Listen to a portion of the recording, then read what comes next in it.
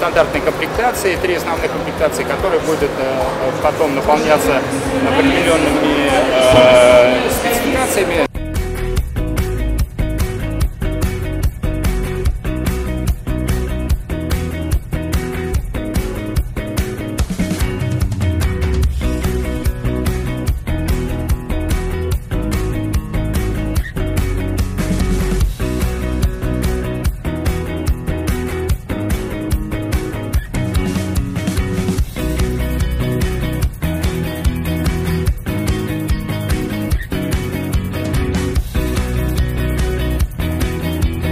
Это опять же рынок покажет, но важно то, что завод в состоянии очень гибко на это реагировать. То есть мощности наши производственные дадут возможность условно от 0 до 100% двигаться либо в сторону кросса, либо просто в сторону универсала.